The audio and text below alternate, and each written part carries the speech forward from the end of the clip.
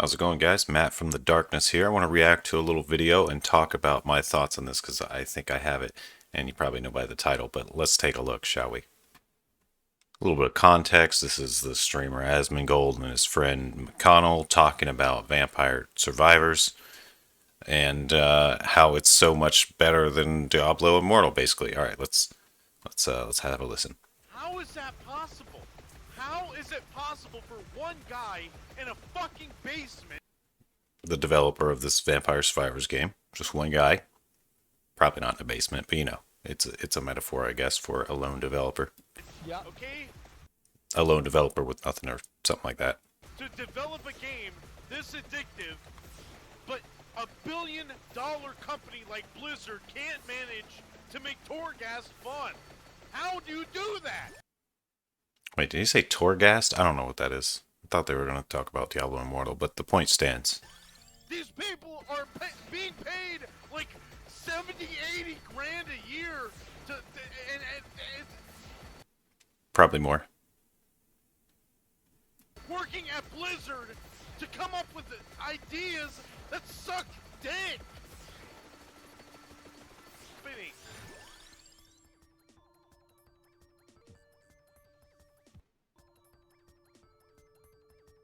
That's a great question.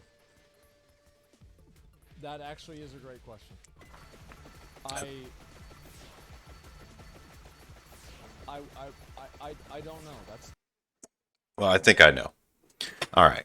So, I've worked for some of these companies, not necessarily a big game company like Blizzard, but I worked for some big companies and had a fair enough salary to come up with things and ideas and, help support their little industry or whatever. And a lot of people have. And this is kind of an obvious answer.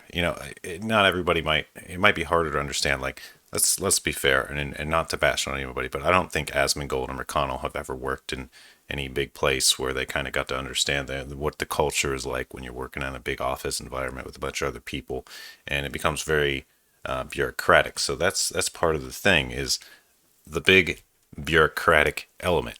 All right, when you're in a 9 to 5 job and you have to show up every day and you have these meetings and meetings and meetings, you get really burnt out.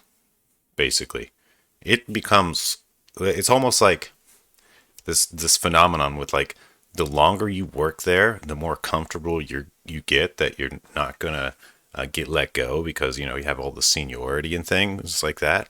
And basically, your mind gets lazy. I don't think people do this on purpose. I think it's just something that sort of happens. And basically, like yeah, your ideas begin to not become as good. And there's always like every once in a while, this new guy will come in and get hired and have all these great ideas. And basically, what happens when that happens is all these senior guys get offended that the new guy is better than them and they shut him down, and sometimes they even fire him. So basically, what ends up happening a lot of times is these new good ideas that come in are just pushed out because all the senior guys will say stuff like, oh, well, that isn't going to make the company enough money, so we got to do this pay to win thing. It's a lot better. And the new guy will say something like, no, it's going to drive people away. And the senior guy will say, no, it might drive a few people away, but we're ultimately going to lose a lot of money. And so, they'll get shut down basically. And ultimately you can't beat the senior guy. And that's basically how it happens. That's how these crappy games that get made. Now, not all companies are like that. Unfortunately, Blizzard seems to be going in that direction. I can't really speak for Blizzard directly.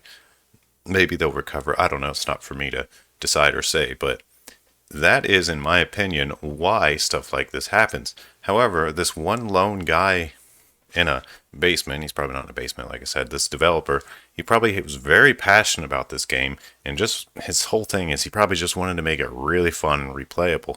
And that was his goal. His goal was not to impress people or to do all this bureaucratic stuff. He just wanted to make a fun game, and that was his goal.